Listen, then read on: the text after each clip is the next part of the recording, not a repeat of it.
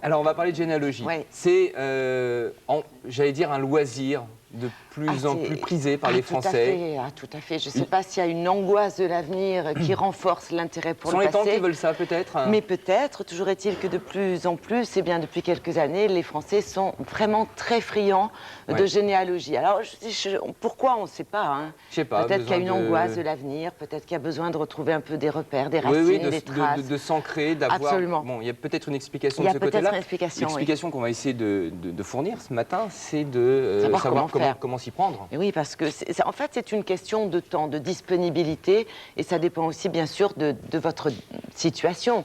Évidemment, si vous avez une particule, c'est beaucoup plus simple, parce que généralement, la vie de la famille a été suivie depuis de nombreuses générations. Si vous n'avez pas de particule et que vous êtes de souche franco-française, il y a de fortes chances que vous soyez d'origine paysanne, parce qu'autrefois, eh bien, le monde était essentiellement rural. Jusque-là, c'est à peu près simple. Quand vous n'avez pas de particules et vous n'êtes pas d'origine franco-française... Voilà, c'est là que l'affaire se corse. Ça pose un problème. Et certaines. Et certaines aussi. Oui, ça pose évidemment un problème, ça complique les choses quand on a des origines diverses, variées. Ça veut dire qu'il va falloir voyager, ça veut dire qu'il va falloir éplucher les registres d'état civil, retrouver des traces officielles des grands événements de la vie, naissance, mariage, décès. Et donc, bon, soit on a le temps, très souvent les retraités s'y mettent parce qu'eux, ils ont le temps de se plonger dans ce que nécessitent les démarches pour pouvoir reconstruire un arbre généalogique. Alors il y a aussi Internet qui peut donner un petit coup de main parce qu'il y a aujourd'hui quand même différents sites qui permettent de trouver quelques bribes, quelques éléments. Mais si vous avez une situation un peu compliquée, la meilleure chose à faire, c'est évidemment de contacter un professionnel. Nous, c'est ce qu'on a fait. On a contacté la présidente de la Chambre syndicale des généalogistes de France. Nous l'avons rencontrée à la bibliothèque historique de la ville de Paris, parce qu'il y a peut-être aussi des Parisiens de souche. C'est vrai que Paris est quand même une ville très ancienne. Et elle nous explique comment on fait, combien ça coûte, combien de temps ça prend.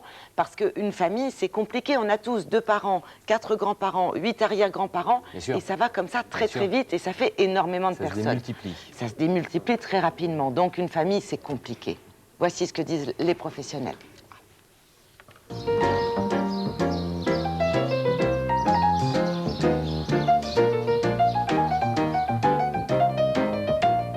Lorsqu'on part à la recherche de ses ancêtres, on peut au moins espérer remonter jusqu'à la Révolution française, puisque c'est à cette époque que Napoléon a mis en place l'état civil. Et l'état civil, c'était donc dresser les naissances, les mariages et les décès de toute personne.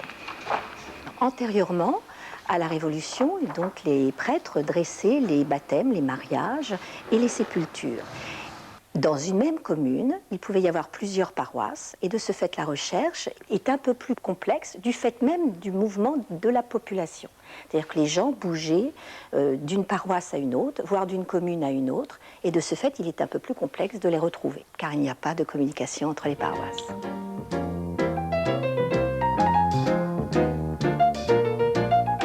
Internet, c'est un outil où on trouve des bases de données qu'il faut ensuite vérifier en archive. Et le professionnel va en archive, vérifie et apporte la preuve que l'événement a bien eu lieu.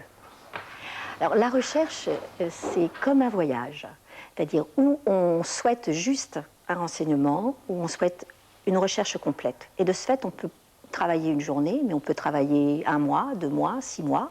On peut y passer sa retraite, on peut y passer ses vacances. Le coût, tout aussi variable, puisque on va travailler aussi en fonction du nombre de générations et des déplacements géographiques. Alors, pour une journée de travail, un professionnel prendra entre 200 et 300 € TTC.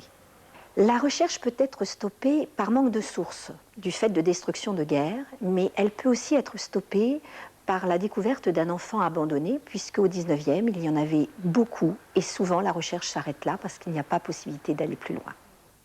C'est à ce moment-là où ça bloque. Oui. Dans tous les cas, il faut beaucoup de patience. Beaucoup de patience, il faut savoir attendre. Chaque élément retrouvé apporte généralement une grande joie parce qu'on bloquait sur quelque chose et on retrouve un petit élément qui permet d'avancer un peu. Et puis aujourd'hui, c'est vrai qu'il y a les droits de l'homme, il y a les droits de l'enfant, mais autrefois tout ça n'existait pas.